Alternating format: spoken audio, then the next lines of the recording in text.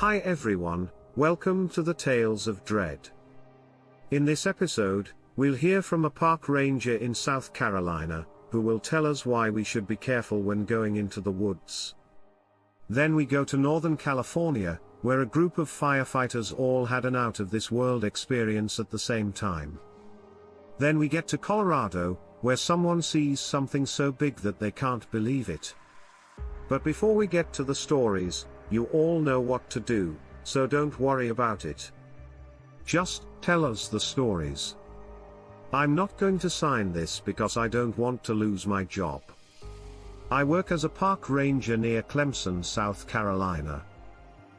I'm only sending this to you because I think everyone should know what's out there. In this area, which we call the Mountain Bridge Wilderness, there are a number of parks. It has the state parks of Tables, Rock, Caesars, Head, and Jones Gap. I'm not going to tell you which one this happened in, but they're all pretty close. In all of them, I think people should be careful. First of all, I wasn't the only one to see this.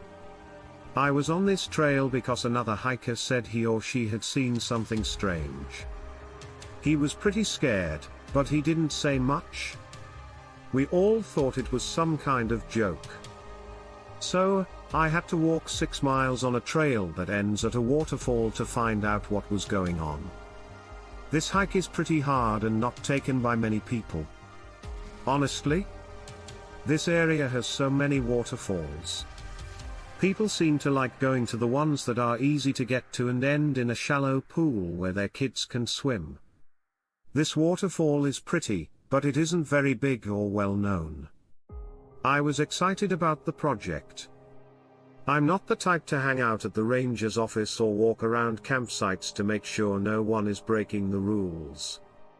I usually volunteer for jobs that take me deeper into the woods, like fixing trails and other things. So, I was walking along this very steep part of the trail before I got to the falls when some rocks started to slide. It wasn't a big rock slide disaster, just a bunch of smaller rocks and debris falling from the trail above me. We saw a lot of deer and a few black bears here, and this kind of thing is usually caused by a big animal up ahead. So I thought it could be a bear. I moved slowly and carefully. When I got to the top, I took a look around before heading west toward the falls. Not many people come up here. So it didn't surprise me that the place was empty. I was ready to stop working. So when I got to the falls, I found a nice flat rock in the shade and sat down with my water bottle, thinking I deserved a break. After that, I was going to check out the area, and then go back down. I was just sitting there thinking about my day when I heard something crash through the bushes on the other side of the falls. Back there are a lot of trees. I stayed still and quiet because I thought that some wildlife would come to drink. Someone or something was coming to drink. But it was different from anything else I'd ever seen. I kid you not.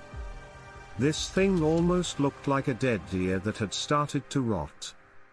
Its head was just bone, a skull with empty eye sockets, but it was alive and moving. Plus, it was very big. I know that most people would think I was crazy, but I've heard you tell a few stories on this site, so I can tell you that this thing was dead, and somehow alive. You could smell the rotting flesh on its body, and here and there on its neck, you could see bones. It looked like it was going to drink, and I'm sitting on the other side of the river, too scared to even breathe. I could only think, this can't be true. It then saw me. It lifted its head and pointed straight at me with its empty eye sockets. All of a sudden, the red inside of its head lit up like coals on a campfire. I was really scared because I knew this thing was evil. I got up and started running, but then I heard a loud splash. I turned around, but I was afraid that the thing had jumped into the shallow water and was coming after me. I ran down that trail so fast that I crashed into trees and cut my face on the loose rocks as I tried to keep my balance. I was lucky not to fall off the mountain and hurt myself badly.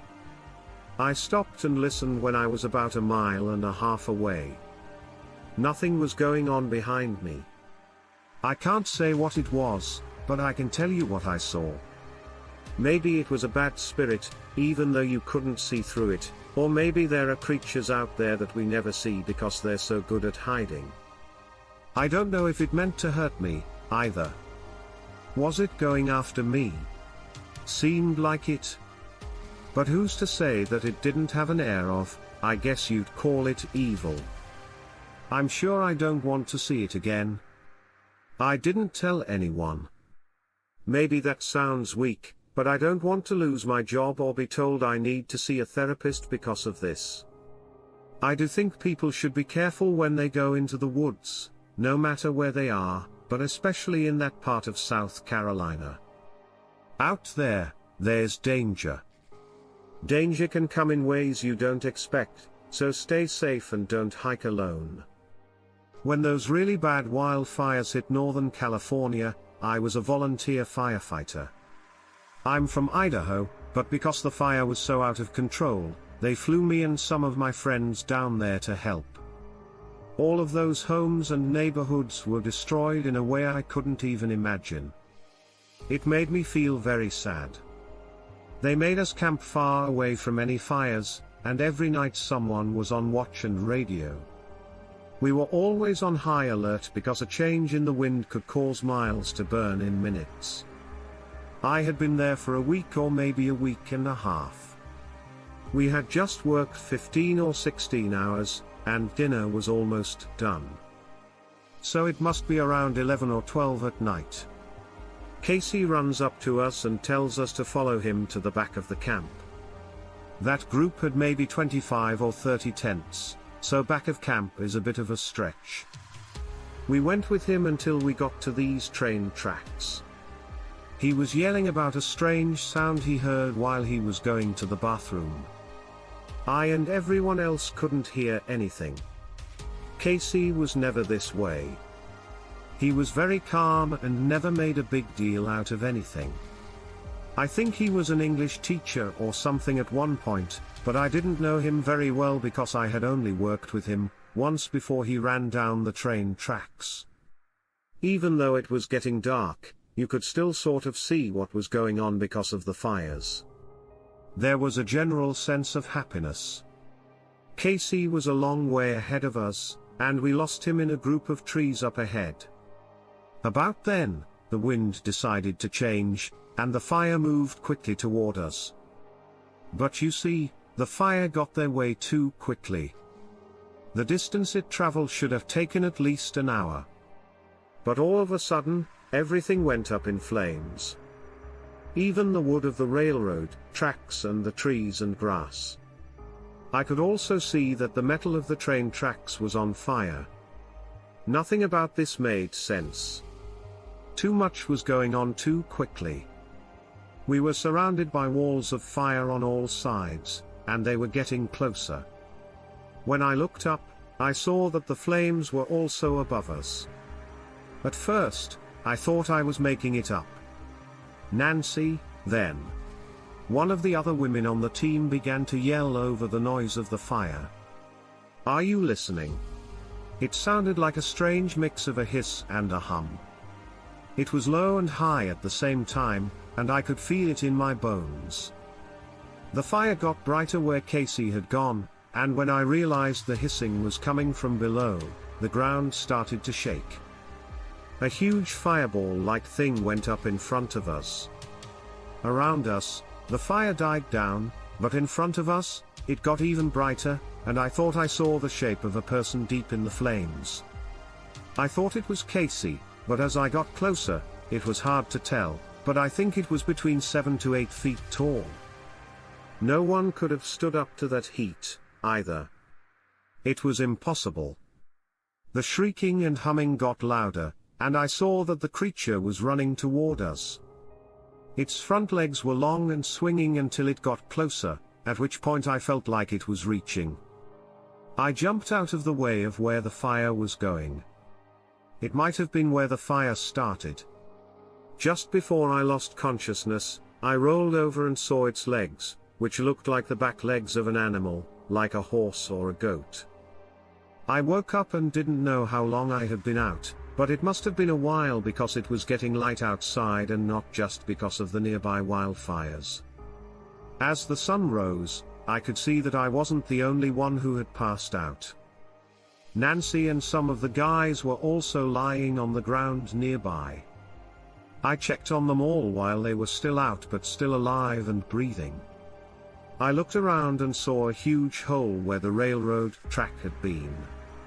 Some of the metal had melted and dripped down the side of the hole, making it look like icicles. I went to the edge of the hole, which was more like a pit and was probably at least 10 or 15 feet deep. It was covered in ash on the sides. When I turned around, I saw that nothing had been burned. The track had melted a little, and a few feet on either side of the pit were a little burned, but everything else was green grass and weeds that hadn't been burned. The trees still had their needles on them, and the trunks hadn't been burned. There was a stripe or maybe a patch of burned grass. It went from the hole, up the hill, and toward the fires. Once everyone woke up, they saw that no one was hurt too badly. We looked for Casey for 3 or 4 hours, but we couldn't find him. I don't know what we all saw, but we did. Hello, Donovan. I'm glad to be able to send this to you. I've tried to talk about it before, but it felt too strange. I'm from Colorado. I was born here and grew up mostly in the Denver area. I never felt at home in the city, so when I graduated from college, I moved to the mountains. I got my civil engineering degree at CU Boulder. People think that Boulder has a lot of hippies, but I was never one of them.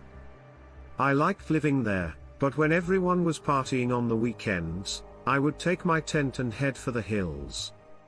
I learned about some good places that are out of the way. So I've gotten used to the animals that live in the mountains. I see a lot of deer and elk. You won't be bothered by the coyotes? They can make people feel scared. But for me, it's nice to hear them at night. I had a scary experience with a mountain lion once. I was coming back from a hike as the sun was setting, and all of a sudden, there it was in front of me on the trail. The right thing to do is to make noise and look big and tough, then slowly move away. Even though I was really scared, I was able to remember those things. It looked at me for a long time, but then it made a noise like snuffling and walked away. Like I wasn't important enough to say all that about. I'm used to seeing the animals that live there come and go. We managed to coexist just fine. After I finished my degree, I was hired to work on the old Moffat Tunnel. It's a railroad and water tunnel that cuts through the Continental Divide in north-central Colorado. So it's pretty high up there, almost 10,000 feet above sea level. It was given a National Historic Civil Engineering Landmark designation. So I was honored to have a chance to work with it.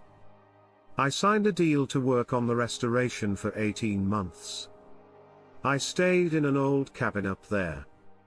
At the end of the day, everyone else would rather go back down. So I was mostly alone. It was great to work hard during the day and then have a peaceful night under a sky full of stars.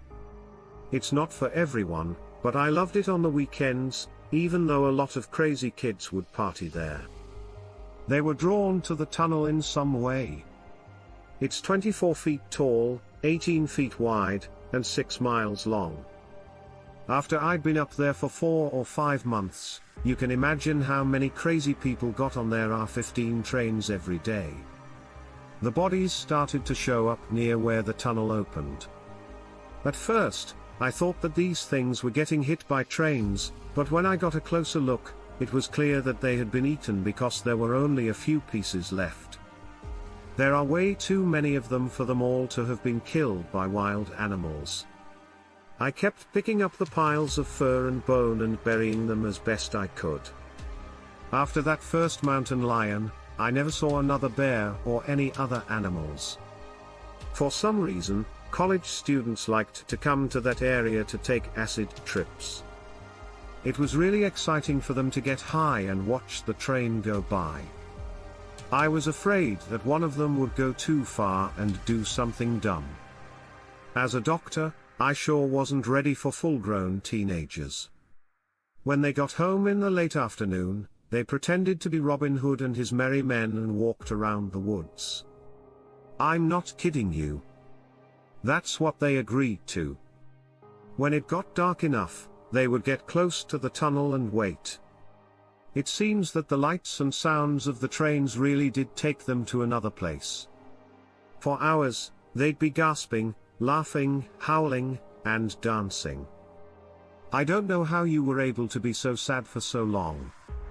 I've never tried it. One night, I went to bed at midnight in my cabin. I could still hear them riding around outside, but I was almost asleep. Then I heard a lot of yelling. I thought at first that it was all part of the crazy. But no, this was a scream that made your blood boil. I got out of bed quickly, put on my pants, and ran out there. They were all yelling and running away from each other. So much darkness.